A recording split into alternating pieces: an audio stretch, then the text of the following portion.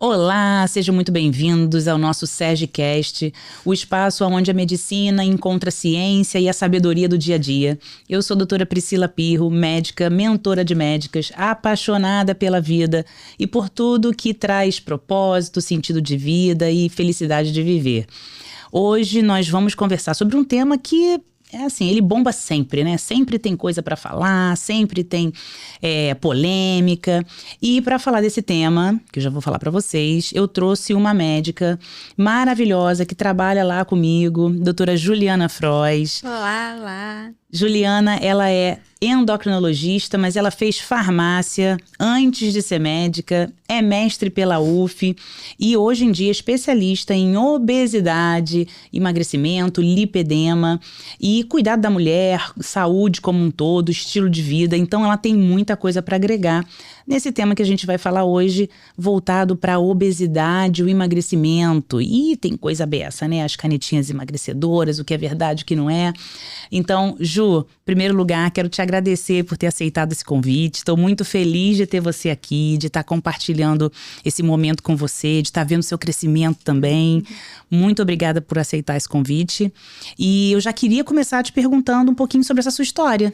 Sim. Me conta um pouquinho essa história aí, como é que você parou na endócrino, como é que foi essa transição aí da farmácia, como que isso te ajuda? Vamos falar, conta primeiro um pouquinho sua trajetória pra gente. Primeiro, obrigada, Pri, pelo convite. Muito bom estar aqui com você. Bom, na verdade, eu sempre quis medicina, né? Desde criança, era aquela criança que falava que queria ser médica, não sabia nem o que era medicina e falava que queria ser médica. E aí, próximo do meu ano de vestibular, eu tive algumas questões familiares, enfim, bem importantes.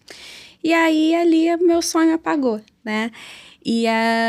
No ano do vestibular, eu acabei passando para farmácia, não passei para medicina por muito pouco e fui fazer farmácia, né? Concluí o curso de farmácia, depois fiz um mestrado na área também de farmacologia, mas ainda faltava, né? Faltava, aquele sonho estava ali quietinho, né? Adormecido. E não tenho como não agradecer, né, meu pai e minha mãe por conta do apoio, né, de recomeçar, né. Então, eles falaram, Ju, eles viam que eu não estava feliz, que me faltava, né, e aí eu tive coragem para recomeçar. E aí cursei medicina.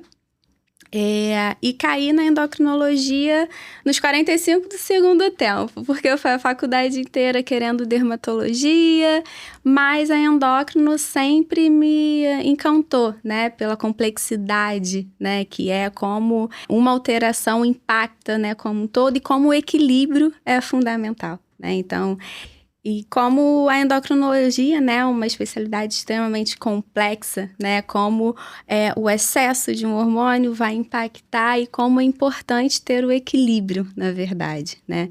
Então, eu acabei optando e hoje, né, meu foco é em obesidade, principalmente por eu observar o quanto essa doença ainda não é vista como doença, certo? E, inclusive, tem, né, dados que 60% das pessoas que têm obesidade já sofreram alguma discriminação médica, né? Por justamente não ter esse olhar de que a obesidade é uma doença crônica. Então, hoje, eu fico feliz por poder acolher esses pacientes, né, com essa doença que muitas vezes não é vista como tal. Verdade. Ainda existe muito preconceito, né, com a obesidade. Muito. Ainda existe muita controvérsia quando se fala de obesidade. Por mais que a gente converse sobre isso, principalmente lá na clínica, a gente está sempre falando sobre o assunto, parece que é repetitivo e às vezes a gente acha que vai falar para o paciente a mesma coisa de novo, mas eles não sabem ainda. Ainda existe muito desconhecimento a respeito da obesidade, ainda existe muita informação desencontrada, né? Muito. Se eu não me engano, a OMS... fala que a gente tem hoje cerca de 1 bilhão de pessoas no mundo com sobrepeso e obesidade. Desses, 650 mil são adultos, 340 mil adolescentes e 34 milhões, né? E 34 milhões de crianças. Ou seja, é muita gente com sobrepeso e obesidade e aumentando. Isso Sim. é que é o mais impressionante. Como é que a gente fala de saúde cada vez mais? Como é que a nossa evolução da saúde não para de aumentar, de crescer? Porque a medicina está evoluindo, a gente está promovendo saúde, a gente está vivendo mais e tal. Mas a obesidade continua crescendo, que é uma doença crônica, é meio quase controverso isso, né? E a gente precisa continuar falando sobre isso justamente por isso, porque não estamos conseguindo fazer um trabalho legal. Apesar de ter canetinha, apesar de ter medicações surgindo, a gente ainda vê a obesidade crescendo. Como pode uma coisa dessa, né? E aí eu queria te falar um pouquinho sobre essa coisa que você comentou, do preconceito, de falar da obesidade como doença, de encarar isso como doença. Como é que você lida com isso no consultório? É impressionante, né? A quantidade de pacientes que chegam com a doença obesidade e muitas vezes eles têm vergonha de falar que tá tomando uma medicação que tá tratando. E aí é o que eu converso com eles. Eu falei assim, a obesidade é uma doença crônica, assim como hipertensão diabetes né? Então, assim, você manda o hipertenso, né? Se alimentar melhor, e tudo bem, tem de fato que se alimentar melhor, fazer atividade física, mas você não dá medicamento para ele? Então, assim, é igual à obesidade. Então, você dá a medicação como um suporte, né? Lógico que a mudança de estilo de vida, que a gente fala muito, né? Que a gente trabalha muito com isso, é fundamental, como em todas as doenças, né? Mas por que esse preconceito na obesidade de não usar uma medicação, né? Ela é um suporte. Então, esse entendimento que eu busco dar para o paciente, porque eles têm de verdade vergonha, tá? Eu tenho até um caso de uma paciente que dependia financeiramente, né, do marido, e ela, obesa, precisando tratar, mas ela falou, doutora, eu não posso, meu marido não pode saber que eu tô tomando remédio para emagrecer. Uhum. Então, olha como a gente tem que trabalhar muito essa mudança, né? E tem o extremo, o outro lado também, né, Pri? De pessoas que não sofrem com obesidade, não têm sobrepeso, com também alguma comorbidade, né? Que também é uma outra indicação da medicação, mas também querem fazer medicamento a qualquer custo. Então, é aquilo que a gente conversa do meio do caminho, né? Não é você demonizar uma estratégia que é fundamental, extraordinária para você ajudar esses pacientes com obesidade, né? E por outro lado também você falar que é o milagre, né? Então não é nem um lado nem outro, é o meio do caminho que a gente trabalha tanto, né? Então você pode de fato ajudar o paciente fazendo o que realmente ele precisa de forma individualizada, né? Para ele conseguir tratar essa doença que é tão complexa, tão multifatorial. Exatamente, Jo. E o que aconteceu foi isso. Como muitas pessoas começaram a usar por lazer quase, né? Não, porque eu quero emagrecer para um casamento, porque eu quero ficar mais magrinha sem indicação. Como banalizou a medicação, essa banalização da medicação levou a esse outro lado, que é que quem precisa, quando o paciente de fato precisa, ele tem vergonha de usar. Ele acha que, o que vão pensar de mim? Poxa, eu fracassei. Tem muito essa associação de usar a medicação com fracasso. Eu fracassei, a culpa é minha. Porque a obesidade, ela vem com uma carga de culpa e de autorresponsabilidade muito grande. Onde o paciente acha que se eu estou usando a medicação é porque eu fracassei. É porque eu não consegui manter um estilo de vida saudável, etc, etc. E a gente sabe que é muito multifatorial. Muito. Né? É claro que o estilo de vida ajuda muito na construção e na melhora, mas é multifatorial. Existem condições, de fato, endócrinas, Sim, metabólicas, que vão facilitar ou dificultar esse processo. Com certeza. E independente, o que eu falo para o paciente é o seguinte, independente de como você chegou na obesidade, não importa o que te levou à obesidade. O fato é que você tem que sair dela. Exatamente. Entendeu? Mas não importa. Mas a culpa foi minha, eu comi muito e eu não fiz atividade, não. Tudo bem, isso já passou, agora você já tá nela. Vamos resolver daqui pra frente? Ficar se culpando porque de repente eu comi muito, eu não me cuidei, não vai resolver. Sim. Você já tem a condição. Agora, uma vez que você tem essa condição, essa doença, né? Vamos tratar essa doença. E eu falo exatamente o que você falou. Se fosse um hipotiroidismo, ia tomar remédio, ninguém ia questionar. Eu acho que depressão e obesidade são duas doenças que as pessoas têm muita dificuldade de entender como doença. Depressão, as pessoas acham que é da cabeça, que basta terapia, que tem que ficar feliz e que tem que ter força de vontade, assim como na obesidade, não, basta fazer dieta e exercício e tem que ter força de vontade, né? Sim, com certeza, com certeza.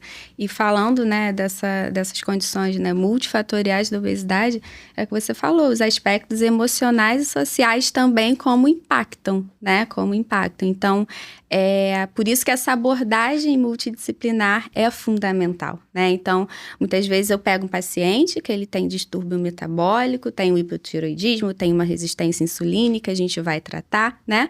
Mas tem questões emocionais ali, né? E essa compensação no alimento, o alimento como um abraço, como a gente tem que trabalhar, né? Então, a gente realmente precisa dessa equipe junto para poder, de fato, dar o tratamento que esse paciente precisa, né? Exatamente. E a relação com a comida começa a ficar uma relação muito tóxica. A gente vê que o paciente tem medo de comer. Ai, não, doutor, eu não vou comer. Às vezes a nutricionista passa uma dieta e o paciente fala assim, não vou comer isso tudo não, porque se eu comer isso tudo eu vou engordar.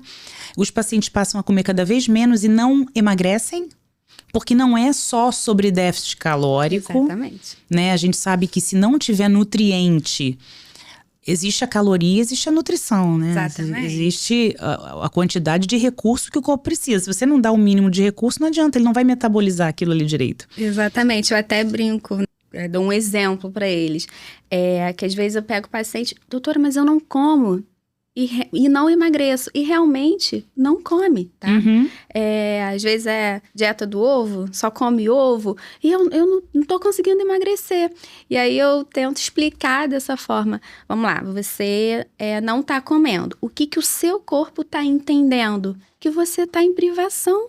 Que você não está conseguindo ter acesso ao alimento. Então, ele sempre vai te proteger da escassez. E aí, o que ele faz? Vai guardar as suas reservas, vai guardar ali sua gordurinha, né? Vai diminuir seu metabolismo para te preservar, né? Então, os extremos são verdade, né? Então, sim, você tem que ter, né, uma dieta, sim, hipocalórica, né? Mas tem que estar em déficit calórico, mas o extremo também não vai resolver. E aí que a gente entra naquela questão da importância, né, de um plano alimentar, né, para ele seguir, ele entender que não é o quanto come, é o que come. Então, às vezes, você pode também não estar comendo quase nada e você não vai emagrecer, né? Então, como a nutrição é extremamente importante. E para as mitocôndrias, né, Pri? Fala. Pois é, exatamente. É difícil as pessoas entenderem isso, né? Porque vai resgatar lá a mitocôndria, organela dentro da célula, mas eu explico para as pacientes isso. As mitocôndrias são a nossa usina de energia, é onde de fato o alimento é processado. No final das contas, seja a glicose, seja a proteína, seja a gordura, ela vai ser quebrada, vai entrar na mitocôndria para ser oxidada, entrar na cadeia ali transportadora de elétrons, né, e virar energia. Então, o alimento, ele é transformado em energia dentro da mitocôndria. E a mitocôndria, para funcionar, ela precisa de nutrientes. Sim. Ela precisa de vários cofatores.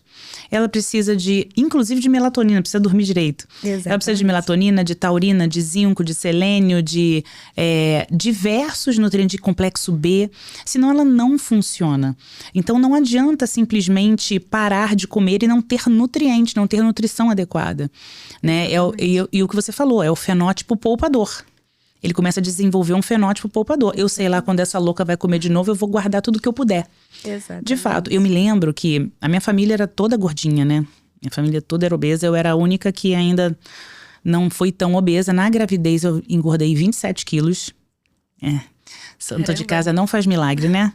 Uma obstetra engorda 27 quilos na gravidez.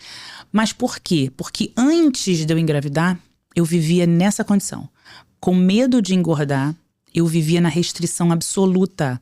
Eu falo que eu vivia de ar, água e alface. Caramba. Porque eu comia muito, muito pouco. Quando eu engravidei, eu fiquei com medo de fazer isso, obviamente. Porque eu tinha uma criança agora dentro de mim, né? Eu falei, vou ter que alimentar essa criança. E comecei a comer normal. Só comer normal, comer arroz e feijão novamente. E no primeiro mês eu engordei 9 quilos.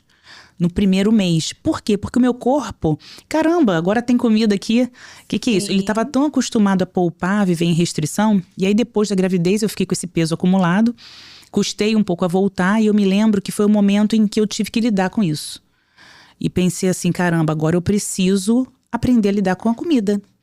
Tudo que eu queria, e aí como na gravidez eu voltei a comer, eu fiquei pensando assim, gente, tudo que eu queria era poder comer normal. Eu queria poder comer. Falei, poxa, eu não posso comer um arroz, um feijão, uma massa, eu tenho que ficar pensando e contando calorias. Será que eu nunca vou poder comer normal?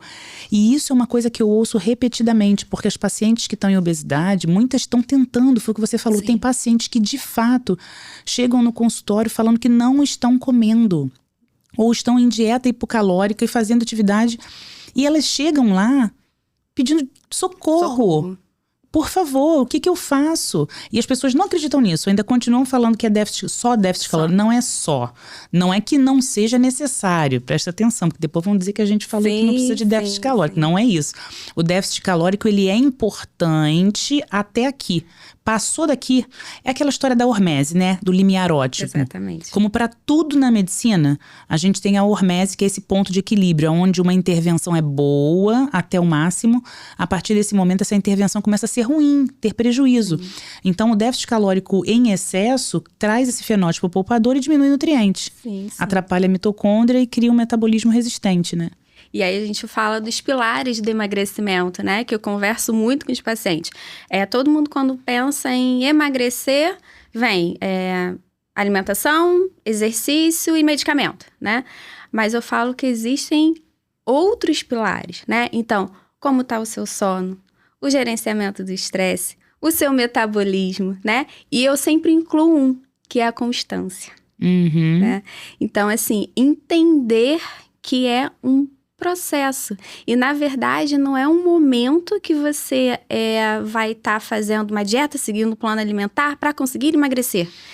Essa, acho que é a virada de chave. É o paciente entender que não é um período que ele vai precisar se alimentar melhor, né? Que ele precisa levar essa mudança para a vida dele. E aí eu sempre costumo dizer também que a questão do emagrecer, não acho que seja o ponto mais difícil, né? O emagrecer. Eu acho que é sustentar esse emagrecimento, né?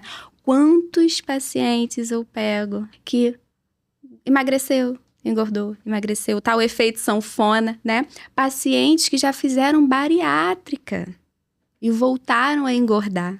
Então, é esse entendimento que, na verdade, você precisa de ter um suporte para conseguir mudar a base, né? A base que é o seu estilo de vida, é entender que você não vai ficar numa dieta comendo alface e frango, né? Porque você não vai sustentar isso. Então, você é realmente se reeducar, é você entender que você precisa levar essas mudanças para a vida, para você sustentar o seu emagrecimento, para você de fato ter saúde. E aí a gente entra com aquela questão do como emagrecer com saúde, porque tem um emagrecimento que não é saudável assim, né? Então, muitas vezes, tá na moda, né? Todo mundo fala das canetas e a relação do uso das canetas com a perda de massa magra, do músculo, né? Ah, porque 30% é perda de massa magra. Calma. Tem sim a possibilidade, né, dessa perda, mas tudo depende de como é feito, né? Então, eu tenho exemplos de pacientes que perderam 30 quilos e nesse processo foram 2 quilos de massa magra. Mas como isso? Porque foi feito de uma forma acompanhada, né? Personalizada. Então, tinha um plano alimentar, né? Tem uma atividade física ali. Então, é o emagrecer da forma que seja saudável. Eu dou o exemplo para os pacientes. Não adianta, você vem, eu só emagreci 5 quilos e o fulano emagreceu 10 quilos. Mas espera, você emagreceu 5 quilos o quê? De gordura? Que ótimo! E o fulano que perdeu 10 quilos, 5 quilos de gordura e 5 quilos de massa magra, que ruim. Melhor você que perdeu 5 quilos de gordura, né? Então, essa questão também do peso, da balança, né? Como é importante você acompanhar e entender o que de fato o paciente está perdendo nesse processo, né? Com certeza. E você falou uma coisa muito legal, que eu falo também muito, sobre ser um processo e sobre mudar a forma de ver o emagrecimento. Porque a pessoa pensa em chegar num lugar, chegar num peso. Ela tem aquela meta. A meta é o peso. Não, a meta é saúde, qualidade de vida. A meta é poder caminhar na praia, é subir um costão, fazer uma trilha, é viver muito, é não ter dificuldade na velhice para levantar e abaixar. A meta é essa. Curtir os filhos, os netos, né? Exatamente. Então, quando a gente faz o paciente entender que ele pode curtir o processo, não precisa e não deve ou não deveria ser difícil, sacrificante e ruim. Porque difícil é diferente de ruim, né? Sim. Você pode ter uma coisa muito difícil, Sim. Por exemplo, fazer o que meu filho faz é difícil. Ser goleiro, pular, saltar, o treinamento dele é difícil pra caramba. Eu fico olhando ele ali, eu falei, Jesus amado, é muito hit, né? Sobe, desce, pula. Sim. Aquilo ali é difícil, mas não é ruim. Difícil não é ruim. Quando a gente passa a entender que talvez não seja fácil, mas pode ser prazeroso, a gente pode transformar aquilo num desafio. Então, a primeira coisa que eu começo a trabalhar com os pacientes é essa mudança de paradigma. Sim. Vamos mudar o paradigma? Ao invés de a gente ter uma meta de peso, vamos ter uma meta de vida. É isso. E vamos pensar, curtir o processo, aprende a curtir. A mesma coisa com a alimentação. Foi o que eu falei, eu mudei a minha relação com a comida. Eu passei a olhar a comida como minha aliada. Tem um livro do Michael McGregor, eu acho que é esse, que é Comer para Não Morrer. Excelente. Esse livro é muito legal. E é um livro que ele fala sobre comer para não morrer. A gente, quando pensa em dieta e emagrecimento, a gente sempre pensa em excluir. É isso aí. Eu tenho que cortar o açúcar, eu tenho que cortar o glúten, eu tenho que cortar o pão, eu tenho que cortar o doce, cortar o refrigerante e os pulsos no final, né? Mas beleza, temos que cortar. Mas não! Por que a gente não pensa o contrário? O que você tem que inserir na sua dieta para ter saúde de fato? É isso aí. Você já comeu hoje a sua porção de frutas? Ó, tô com minha tangerina aqui, ó. Ó, minha tangerina. Tá vendo? Vou roubar Você um pouquinho, que hoje eu não trouxe. Tá vendo? Já comeu sua porção de frutas hoje? Já comeu sua porção de fibras hoje? Sim. Sua porção de proteína, de nutrientes? Você já deu pro seu corpo o que ele precisa para funcionar. Então, vamos fazer o seguinte, eu falo pros pacientes. Vamos fazer o seguinte, então? A gente não corta nada. A gente primeiro vai inserir. É isso. Vamos botar tudo que você precisa comer, que o seu corpo precisa. Depois que você nutrir o seu corpinho, aí você dá o que você quer. É isso. Normalmente, quando a gente escolhe o que tem que comer primeiro e vendo o alimento, mudando essa relação, vendo o alimento como algo nutritivo, potente e saudável, essa relação começa a mudar. E aí, não sobra espaço para outras coisas, ou sobra pouco espaço para as besteiras. Sim. E elas naturalmente vão sendo cortadas. Com certeza. E eu sempre dou o meu exemplo, tá, Pri? Hoje eu trabalho com isso, né? Minha irmã é nutricionista, né? Mais velha, então eu era chata da comida. Eu não comia nada, tá? Fui criada igual meus irmãos, eles comiam tudo e eu não comia praticamente nada, né? Comia o básico ali, não gostava quase de verdura, legumes. E hoje eu literalmente como de praticamente tudo. Então o que eu falo também, porque a gente pega muito paciente com, que a gente fala, paladar infantil. Seletividade né? alimentar. Seletividade alimentar, exatamente. E eu falo, olha, não tô falando como médica não, tô falando como quem viveu isso. É possível você se reeducar, né? Então, hoje eu como de tudo. E aí eu falo que eu zerei a vida quando eu comecei a comer beterraba. Porque minha mãe botava beterraba no feijão e tal, eu fazia vômito, eu não conseguia. Hoje em dia até beterraba eu como. Então, eu falo, se eu consigo comer beterraba e hoje eu gosto de beterraba, você também consegue, né? Então, é trazer isso também, né? Como que a gente é programável, como a gente consegue se adaptar. É hábito, e hábito é construído, né? Então, constância, como você falou. Exatamente. É pensar degrauzinho por degrauzinho, né? O poder do pouquinho todo dia. Outro livro maravilhoso é aquele Hábitos Atômicos. Esse livro, Hábitos Atômicos, de átomo. Sim. Né? Hábitos pequenininhos. Que livro sensacional. Que livro bom. Fala exatamente sobre isso. Sobre o poder de fazer pouquinho todos os dias com constância. Não é simples, não é fácil, mas é possível, com suporte. Eu falo muito também, você também, né, fala disso, de metas alcançáveis, da gente traçar algo que seja possível, que seja realista. A frustração, o não conseguir, é algo que paralisa. E tem alguns estudos que falam que a coisa mais importante para alguém conseguir de fato realizar qualquer coisa, seja emagrecimento, é acreditar que ela pode. É o senso de autoeficácia. Então, o paciente precisa sentir que ele pode. Eu não consigo perder 15, mas eu consigo perder 1. Então, vamos em 1. Né? Vamos aonde? E aquilo dá poder. Bom, eu consegui 1, eu vou continuar aqui. Então, a gente tem que ter muito claro o que a gente vai também combinar com esse paciente para não gerar uma frustração, uma expectativa de algo que ele não é capaz de fazer. E aí, se ele se frustra, ele tá vendo, eu não consigo, eu não posso, eu não dou conta. Sim, igual atividade física, né?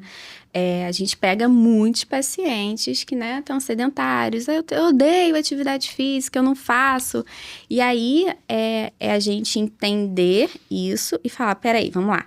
Eu não quero que você comece sendo, né, de segunda a sexta na academia, musculação, corrida. Não, calma aí, vamos lá.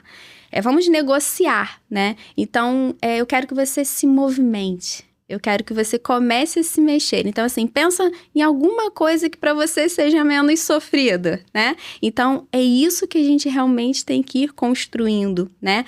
Os extremos, porque eu falo, não adianta a gente colocar uma meta de atividade física 5 vezes na semana. Ele não vai fazer 5, aí vai se frustrar porque eu não consegui fazer, não é pra mim isso, não consigo, e aí desiste, não faz. Então, são as metas realmente palpáveis para aquele paciente, né? Então, calma aí, você não faz nada hoje? Vamos colocar uma meta de 2 vezes na semana, né? Então, degrau por degrau, né? Então, isso também a gente precisa entender que não é receita de bolo. Não adianta você pegar um paciente e querer mudar toda a alimentação dele do nada, né? Colocar ele na academia todos os dias, óbvio, né? Quanto mais ele consegue, melhor, mas assim, passo a passo, né, Pri? Exatamente. E uma outra coisa que a gente precisa trabalhar também com o paciente, 2 coisinhas que eu acho legais também. Uma é sobre recaídas. Sim. Recaídas vão acontecer. Vai existir. Né? E a gente já precisa preparar para isso. Vai acontecer e tá tudo bem. É isso. E a gente já tem que ter o plano B. É isso. Eu falo, a gente já vai ter o nosso combinado do se então. Se eu chutar o balde num casamento, numa festa, então na segunda-feira eu vou fazer um jejum, uma restrição maior, eu vou fazer um detox. Sim. Se eu furar a academia na terça porque eu tava muito cansada, então no domingo eu vou caminhar na praia. Exatamente. É importante a gente esclarecer isso, que não é o problema da pessoa, né? O ser humano é assim, né? Eu não sou o tempo todo certinho, você não é, né? Então, mostrar para ele que calma, né? Ele vai acertar, ele vai errar. Eu falo que a curva, né? Pra gente chegar lá é assim, não é uma linha reta, né? Então, assim, você vai errar. O importante é justamente, ok, hoje eu me permiti, mas o que eu vou fazer amanhã? Isso, exatamente. E quando a gente fala de emagrecimento, de obesidade, normalmente são muitos pilares, como você falou. A gente tem que trabalhar o intestino, o comportamento, o metabolismo, o sono e às vezes algum hábito tipo o álcool, o cigarro, hábitos inflamatórios de uma forma geral, alimentações, desejos, comportamento. Então, são muitos pilares para serem trabalhados. Sim. E aí, muitas vezes, o paciente chega e pensa assim, caramba, olha para aquilo tudo e pensa assim, nossa, não vou nem começar, é muita coisa. Dá uma desanimada, tem que mudar de vida, tem que nascer de novo. Né? Tem que mudar de vida, mudar minha vida toda. E aí, às vezes, a gente tem que entender que não dá para trabalhar todos ao mesmo tempo. Não. Por isso a importância do que a gente tem desenvolvido lá, que são esses planos de acompanhamento. Com certeza. Que é um planejamento estratégico, que é organizar isso numa linha temporal. Priorizar, né? O que aquele paciente precisa naquele momento para ser o passo inicial, né? Exatamente. E às vezes é um efeito dominó. Sim. O primeiro movimento, se a gente for bem estratégico e pontual ali, se a gente consegue gerar um primeiro movimento, aquele puxa os outros. Sem dúvida. Para cada paciente, vai ter um que vai ser mais fácil, que de repente é melhor começar pelo que é mais fácil para a pessoa não se frustrar, ou vai ter um chave que puxa o resto todo. É esse olhar que nós, como profissionais, vamos juntos desenhar para aquele paciente. Beleza, vamos começar por onde com esse paciente? Acho que está atrapalhando muito ele, por exemplo, é o sono. Porque ele acorda cansado, não faz atividade física nenhuma. Exatamente. Cansado se compensa com coisas de prazer, porque o sono irrita, a falta de sono, né? Privação de sono é uma coisa que irrita. Compensa na comida. Então, de repente, trabalhar o sono é mais importante do que ele começar a ir para academia. Exatamente. Nem sempre a academia vai ser o primeiro lugar. Exatamente. Pode ser que seja para aquele paciente o sono, pode ser que para outro seja a parte psicológica, a compensação, a compulsão, a relação ali com a comida, realmente.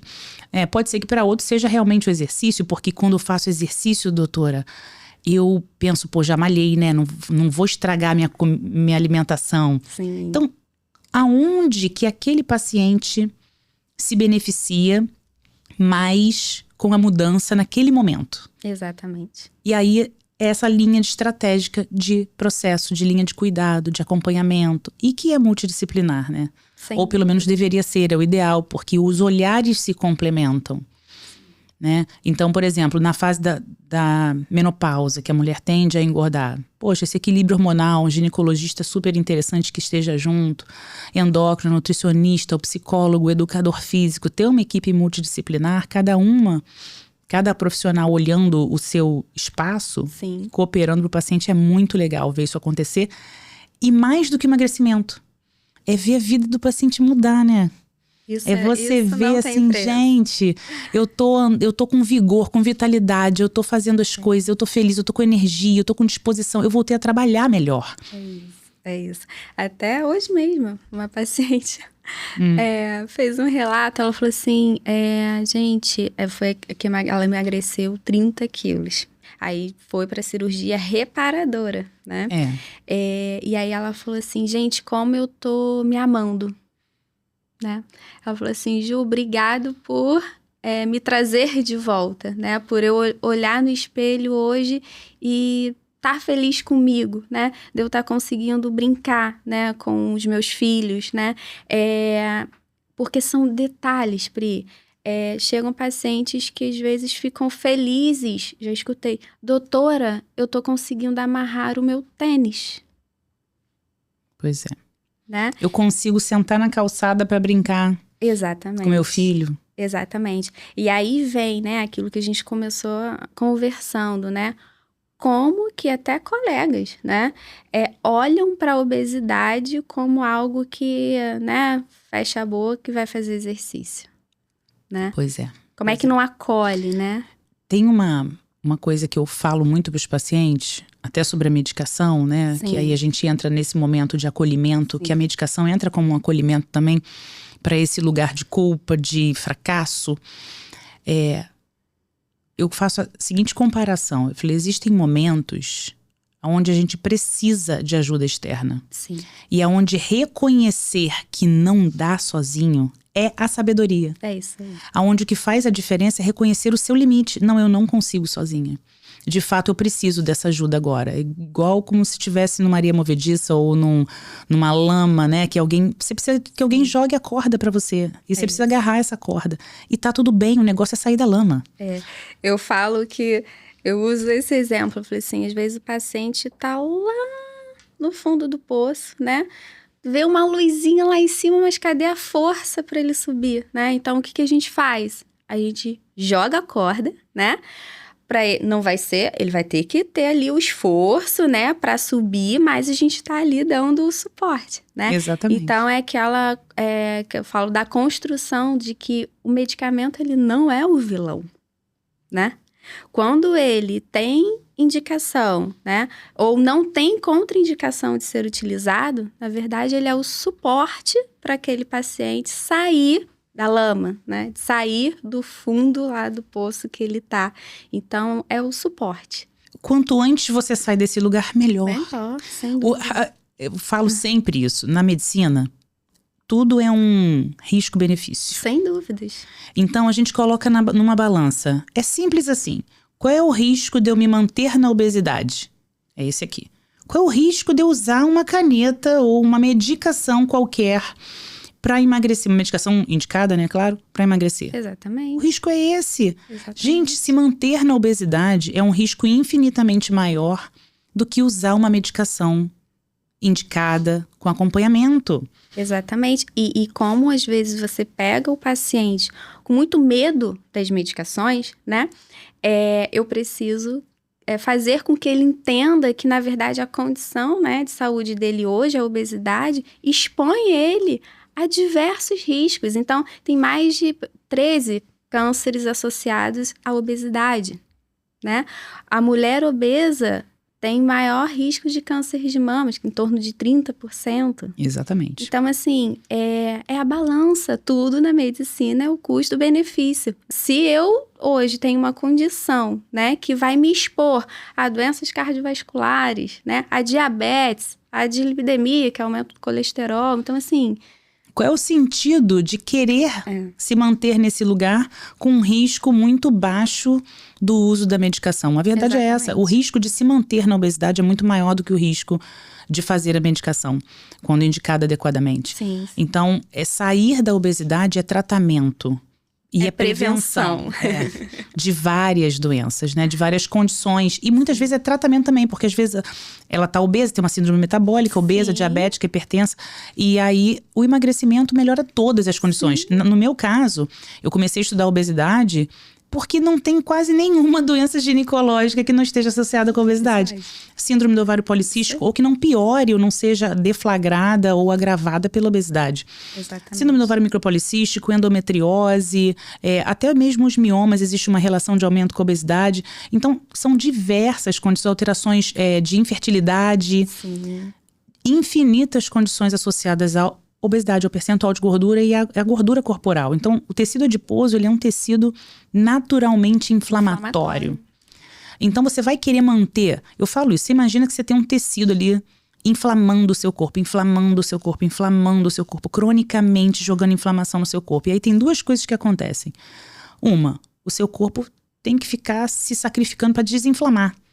Sim. A gordura inflama e seu corpo gasta recurso para desinflamar, porque é natural. Nós temos sim o nosso sistema anti-inflamatório natural, que o pessoal fica zoando, que a gente fica ajudando, dando suporte. Sim, mas nós temos o nosso sistema antioxidante natural, superóxido dismutase, catalase, todas aquelas enzimas que ajudam a desinflamar, mas isso tem um limite. Sim. Todo o corpo tem um limite. E isso gasta recurso, gasta nutriente, gasta cofatores, que são metaloenzimas, então gasta zinco, gasta cobre, gasta...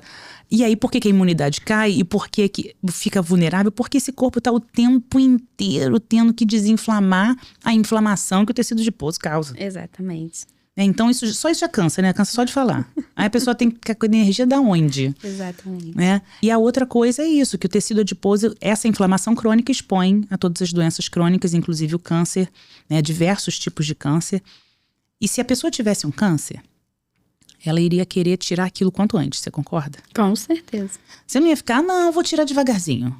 Eu vou tirar ele bem aos pouquinhos, assim, não tenho pressa, eu vou tirar ele natural. Não, se você tem algo que está te fazendo mal, você quer se livrar daquilo quanto antes.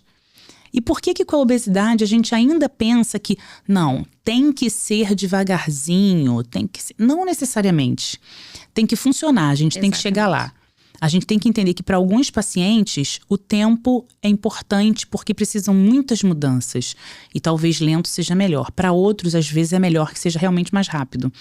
Então, não é sobre o tempo somente. Não sei se você concorda com isso. Com certeza, com certeza. E aí a gente volta para aquilo, né? Cada paciente é único. Cada paciente vai ter as suas necessidades. O plano que a gente vai traçar para aquele paciente vai ser de acordo com doenças já pré-existentes, né? O quanto ele já está com alterações, distúrbios metabólicos, né? Por conta dessa obesidade. Pois é, exatamente. Então, a estratégia, ela é muito individual e usar uma medicação para que seja mais abreviado o tempo não é um problema. Pelo contrário, muitas vezes se livrar dessa gordura é até interessante, né? Sem dúvida. E me diz agora, o que você vê mais no consultório de erros com o uso das medicações, dessas canetinhas aí. Erro dos pacientes e, de repente, até dos colegas médicos, porque acaba que é algo que eu entendo isso e eu concordo que a obesidade é de todos, é responsabilidade de todas as especialidades, é responsabilidade minha como gineco entender, é responsabilidade do cardio, do endócrino. A obesidade ela é de todos, eu acredito nisso. Só que isso também trouxe uma certa irresponsabilidade dos colegas que não estudam a fundo e às vezes só saem prescrevendo a medicação sem muito critério e acompanhamento, né? Sim. Então, o que você tem visto aí de erros comuns no uso das canetas e das medicações em geral? Tanto de pacientes quanto de profissionais. Primeiro isso, né? Você trazer para o paciente, né, que a medicação é o suporte, né? Então, muitas vezes você pega também protocolos, né, onde o paciente é emagrecido, né? E não que ele esteja vivendo um processo de emagrecimento, né? Então, eu acho que isso tá cada vez mais comum e é aquilo, né? É a gente entender que esse não é o caminho. Esse paciente, ele vai perder massa magra, né? Esse paciente, ele vai ter o reganho. Esse paciente vai sofrer com frustrações, né? E em relação aos pacientes, por conta dessa facilidade que agora, né, como demanda receita, acho que vai melhorar, né? Ele chega ali, o amigo tá tomando essa medicação na dose tal, né? E aí ele vai e começa a tomar aquela medicação na dose que o amigo está tomando. Mas o amigo já está há 3 meses tomando, ou seja, pacientes iniciando com doses super altas, né? Então, falando especificamente, né, das canetas, né? A gente tem uma graduação de dose, né? A gente precisa respeitar essa graduação, né? Não é quanto maior a dose da medicação, maior vai ser o resultado desse paciente. Pelo contrário, maiores vão ser os colaterais desse paciente. Então, o respeito dessa graduação de dose, né? Outra, qual é o tipo de fome que esse paciente tem? Né? Porque para cada tipo de fome, né, você tem medicações melhores, né? Talvez para aquele paciente seja a mais indicada, né? E aí, falando dos tipos de fome, a gente tem a fome hedônica, que é aquela fome, né, que a gente fala mais emocional, né? Do prazer ali, da recompensa, a comida como um abraço, né? Então, existem medicações que agem mais nesse tipo de fome, né? Existe a compulsão alimentar, que aí já é o paciente perde o controle, né, da alimentação. Ele come muito, nem percebe o quanto ele está comendo e depois vem aquele sentimento de culpa, né? Então, a gente tem medicações para a compulsão alimentar. E tem aí a fome hiperfágica, né, que é aquele paciente que come porque ele já tem o distúrbio de saciedade, então ele come grande volume e a gente tem medicações específicas para esse tipo de fome. Então, identificar o tipo de fome, né? Você traçar um plano alimentar junto ao nutricionista para aquele paciente, né? Justamente para, tá fazendo a medicação, é um suporte, mas e a base que a gente está construindo, né? E os nutrientes que ele está colocando para dentro, até para que ele consiga, de fato, emagrecer, né? E aí vem a questão da perda da massa magra, né? Por quê? Porque às vezes o paciente faz a medicação, não come, vai perder músculo, e aí? Como é que ele vai seguir emagrecendo, né? Então, acho que principalmente, né, esses pontos, é você traçar, né, o plano, né, aquela medicação que seja de fato a melhor para aquele paciente, né, baseada no tipo de fome que ele tem, ter um acompanhamento nutricional para evitar a perda de massa magra, né, e que o paciente entenda que é um processo, né? Ele não tem que buscar, né, ser emagrecido, né? Emagrecer porque ele simplesmente não está comendo, porque uma hora isso aí vai travar, né? E o reganho vai vir, não tem jeito. Exatamente. Se não tiver preparo ao longo do processo, se você pega uma receita com um monte de medicação que vai resolver, a pessoa vai emagrecer. Mas e depois de 2, 3 meses? O que se faz depois desses 2, 3 meses? O que sustenta Exatamente. esse novo corpo, né? Essa mudança do estilo de vida? Isso foi preparado ao longo do processo para quando parar? E outra coisa, né? Quando parar, não tem quando parar. Não tem, Não tem quando parar. E isso é uma outra coisa interessante que eu vejo muito. Porque essas medicações são caras, né? A gente sabe que são medicações mais caras. E aí, o que o paciente faz? Vai lá, junta dinheiro por 2, 3 meses... E acha que vai emagrecer em 2, 3 meses e que depois vai parar de usar, tá livre. Pronto, cheguei e acabou o problema. Não, né? Na verdade, entender a obesidade como uma doença crônica faz com que ele entenda que ele vai precisar dessa medicação como precisa de uma doença crônica. Exatamente. A medicação, isso eu acho que é o mais difícil hoje. É fazer o paciente entender que não, ele não vai poder parar depois de 2, 3 meses. Exatamente. Porque se ele parar, principalmente abruptamente, se não tiver esse desmame, esse acompanhamento, se não tiver um processo, ele vai parar, ele vai ter reganho, porque essa é a nossa natureza biológica, fisiológica.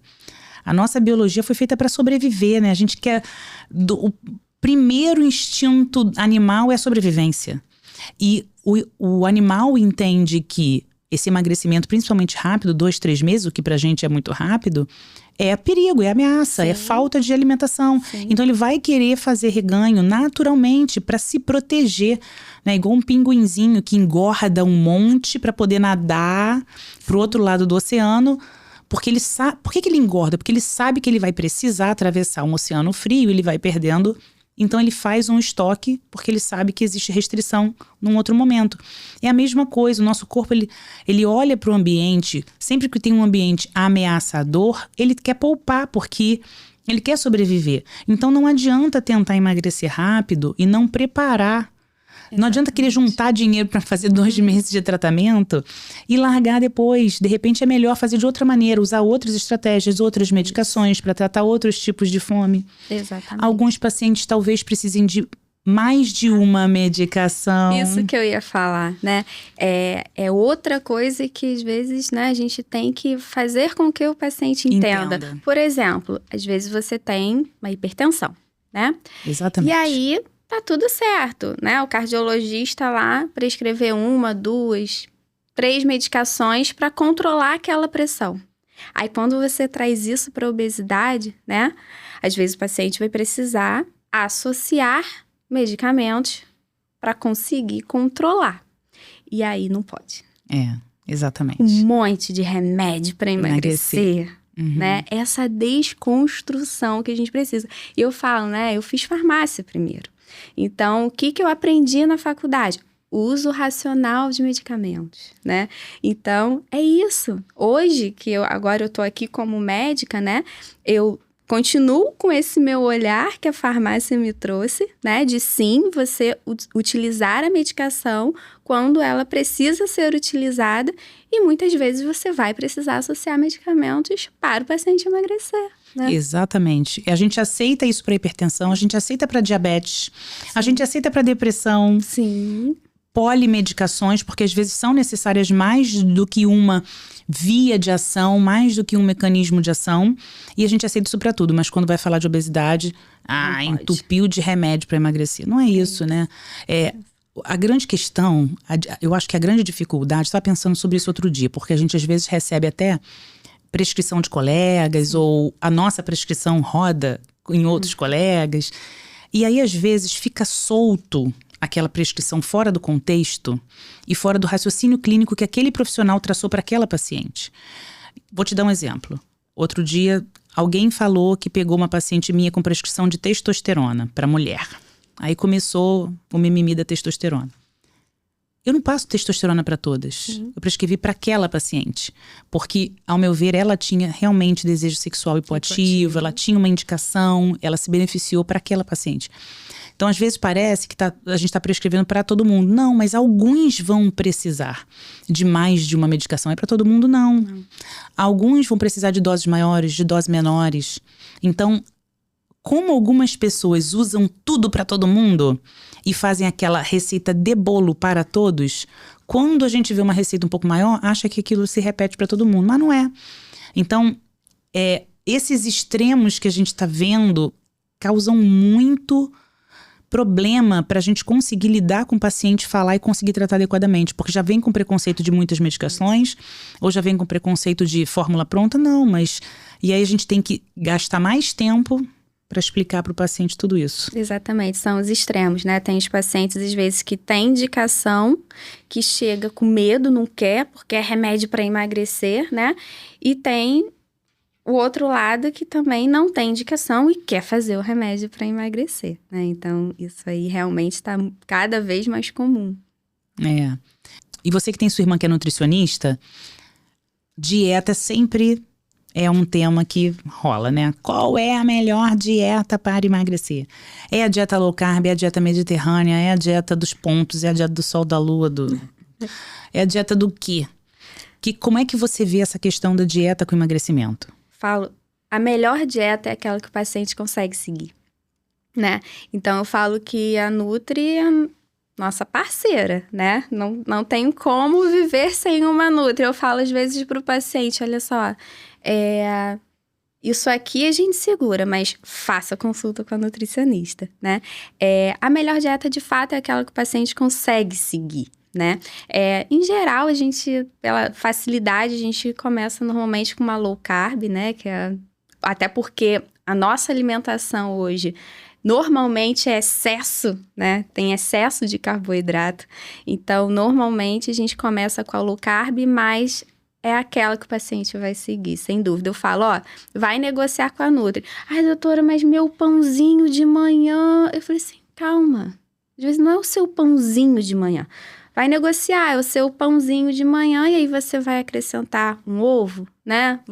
Aquilo que você falou, às vezes é muito mais do que tá faltando do que retirar algo, né? É por aí. Dieta é aquela que o paciente consegue seguir, né? Dieta é uma estratégia que Exatamente. Muitas vezes é temporária, assim como a medicação, assim como a gente está criando ali uma estratégia. Exatamente. Né? Qual é a melhor estratégia para esse paciente nesse momento, que vai funcionar, que tem menos falha. Às vezes a low carb, às vezes o contrário, às vezes o paciente não gosta de carne e aí a gente tem que se adaptar a um outro tipo de dieta. Eu acompanho algumas pessoas que trabalham...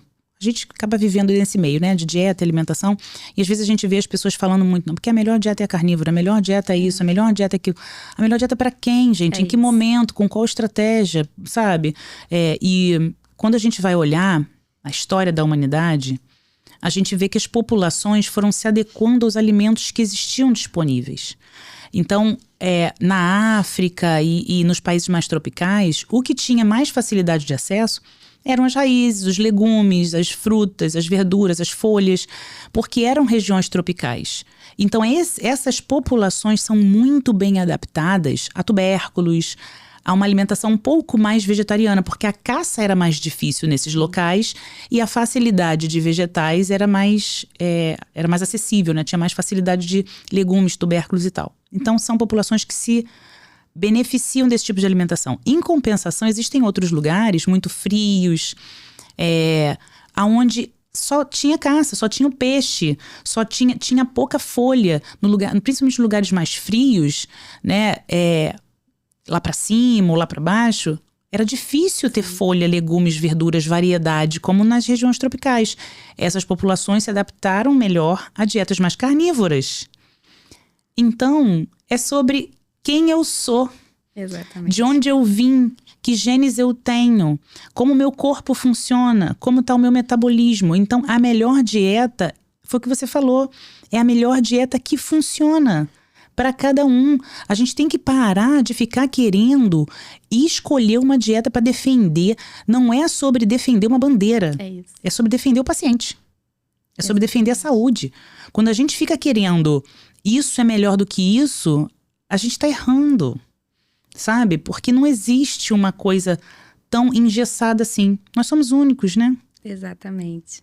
Então, Ju, o que você daria assim de dica para quem tá querendo mudar de vida? Não é só emagrecer, né? Para quem tá querendo colher saúde, tá querendo investir em si mesmo, que conseguiu despertar um pouquinho pro que tá além da estética. A gente nem falou de estética porque a gente nem se conecta com essa realidade, né? Não é sobre estética, pra gente não é sobre isso, é sobre realmente viver bem, ter qualidade de vida, viver o extraordinário. E o que você diria para a pessoa que está olhando, que está buscando isso agora e que quer emagrecer, que quer sair da obesidade e está procurando se reencontrar? Pri, que eles busquem ajuda, né? Que eles busquem ajuda de profissionais que realmente olhem para ele como um todo, né? Das suas necessidades, né?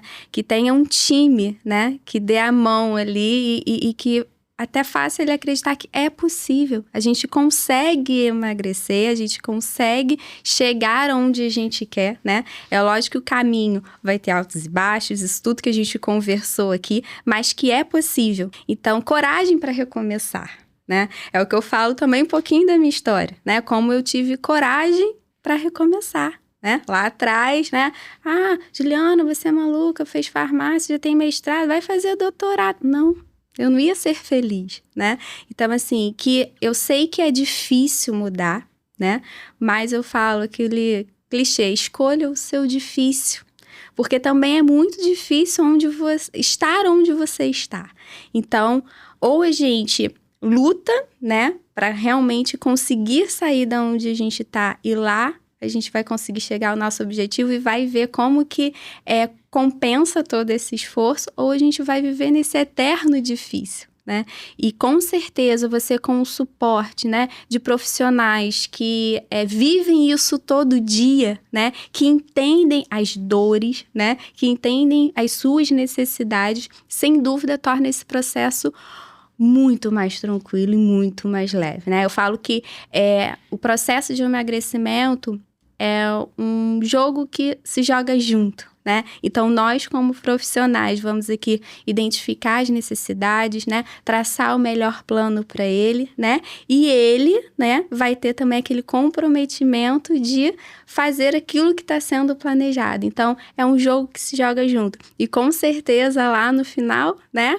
Final não, né? Mas quando ele chega ali ao objetivo dele, todo mundo sai feliz, né, e realmente ganhando, porque não tem nada mais gratificante do que você pegar realmente esses pacientes que chegam completamente desacreditados, que emagrecer não é para mim, que eu não consigo, que é impossível, porque, doutora, você é minha última chance, o que eu mais escuto, né, e ele começar a enxergar que é possível, né, e chegar aonde quer, se amar, voltar a ter vida, é isso. É amarrar um tênis, é conseguir subir uma escada, é conseguir brincar com o filho. Então, isso é gratificante demais. Então, é possível. É possível. Exatamente. E uma coisa que eu sempre falo é que, hoje em dia, com a quantidade de informação que a gente tem disponível na internet, todo mundo sabe o que tem que fazer. Sim. Ele sabe que tem que comer melhor, ele sabe que cigarro não faz bem, ele sabe que álcool atrapalha, ele sabe que precisa dormir.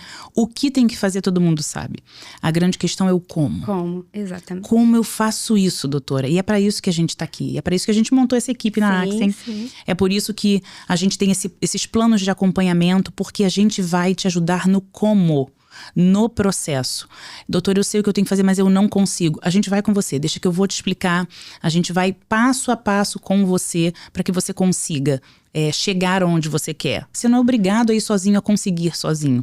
A gente tá aqui, aí cabe a nós, os profissionais, ter esse conhecimento para poder passar.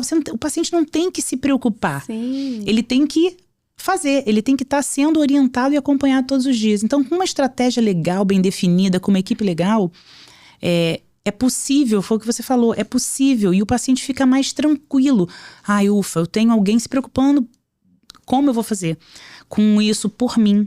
Eu posso me relaxar e eu sei que a doutora Juliana vai ver se tá dando certo, se não tá, o que tem que mudar, o que não tem que mudar. Porque muitas vezes, ao longo do processo, a gente vê, tal estratégia não funcionou tão bem para aquele paciente. Talvez a gente tenha que mudar o caminho. E não é o paciente que tem que se preocupar com isso, é a gente. Então, poder entregar esse cuidado na mão de uma boa equipe é fundamental também. Com certeza. E o próprio processo de emagrecimento, né, Pri? Eu falo desde a primeira consulta, né? Eu mostro a curvinha lá do emagrecimento. vai ter um momento que você vai precisar mudar estímulo, porque ele vai começar a ter uma perda de peso. Pode estar fazendo tudo certo, mas vai começar a ter uma perda de peso um pouco mais lenta. Às vezes chega ao platô e não é, ai meu Deus, é porque eu não sou para emagrecer, né? Não é isso, é porque é o processo. Então, o que a gente tem que fazer? Mudar estímulos, mudar a estratégia. Então, isso que é o diferencial, né? De você realmente estar com profissionais que vivem isso todo dia, que entendem, sabem o que estão fazendo para poder ajudar o paciente desde o início até a sua jornada toda. Exatamente. Chegamos no platô, então vamos mudar a estratégia. Exatamente. Vamos fazer o que agora? Tal coisa funcionou. Então ter literalmente esse plano é algo que muda o jogo. Porque não é só sobre emagrecer. É sobre emagrecer com saúde, é sobre qualidade de vida, é sobre ter alguém te dando apoio. Muitos pacientes acham que não vão conseguir.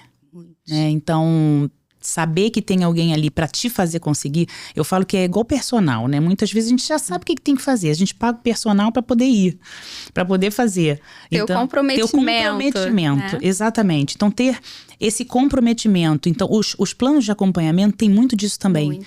Porque o paciente, caramba, eu tenho que ir lá na doutora Ju, meu Deus do céu, vou ter que ir na balança, caramba, o que eu fiz essa semana? Esse comprometimento semanal de dar satisfação, de mini metas, isso faz com que seja dividida essa meta e seja trabalhada de forma que ele vá conseguindo pequenos avanços a cada semana. Então, isso ajuda muito. Existe uma estatística que fala que planos de acompanhamento, ter alguém junto, aumenta em 30% a 40% a chance de sucesso. Isso é estatístico. Então, você ter alguém ali, uma equipe, então, nem se fala, melhor ainda. Sim. Então, ter o compromisso com um outro profissional, com outro time, isso aumenta a chance de sucesso realmente.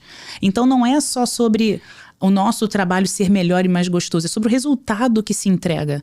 É sobre a confiança no resultado. E a gente tem lá na Axen, né, agora nossos planos multiprofissionais. Maravilhoso. Maravilhosos. Tá muito bacana, muito bacana. E que a gente tem visto muito resultado, né? Demais. Porque você falou, pacientes pós-bariátrica, eu tenho algumas e você também, e que falam, eu nunca achei que eu fosse conseguir emagrecer de novo. Eu tenho uma paciente que chegou lá com 137 quilos, pós-bariátrica, ela hoje está com 87. Olha só que bacana. E ela achou que nunca fosse conseguir.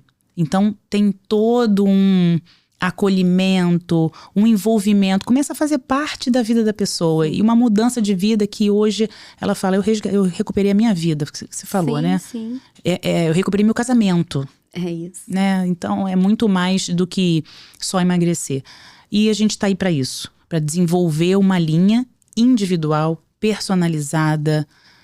Isso faz muita diferença, porque ninguém é igual a ninguém, então não adianta a receita de bolo, não é só a caneta, não é só sobre a caneta, não é só sobre o tipo de dieta, que se fosse assim era fácil, se fosse assim era muito fácil. Exatamente. Tava todo mundo magro aí, ninguém tinha rebote, ninguém tinha platô, a bariátrica servia para todo mundo, mas não é. Quando a gente entende que cada um é um e traça uma estratégia individualizada, a coisa começa a funcionar. Sem dúvidas, e que a gente conversa muito, né, Pri? A gente está no meio do caminho, né? Ninguém está aqui vendendo uma fórmula mágica, ninguém está aqui demonizando as estratégias fantásticas que a gente tem. É você realmente fazer aquilo que o paciente precisa. Exatamente, eu falo isso, eu vou criar a hashtag a tribo do meio. Porque eu falei com o Gustavo também, que esteve aqui, que trabalha com medicina do estilo de vida lá com a gente também. Uhum. Eu falei, vamos criar a hashtag a tribo do meio. Porque o que a gente vê hoje são extremos. Porque bomba, né? É viral você falar de um extremo ou de outro. Agora é a creatina, né? Ou creatina é boa ou creatina é ruim. Daqui a pouco é o ovo, é bom ou é ruim. Cara, nem é bom e nem é ruim. É bom ou é ruim? Nem é bom nem é ruim, depende pra quem. O ovo é bom? Depende. O que você vai fazer com o ovo? Você vai fazer um bolo, você vai comer ele cru, você vai tacar na cabeça de alguém, entendeu?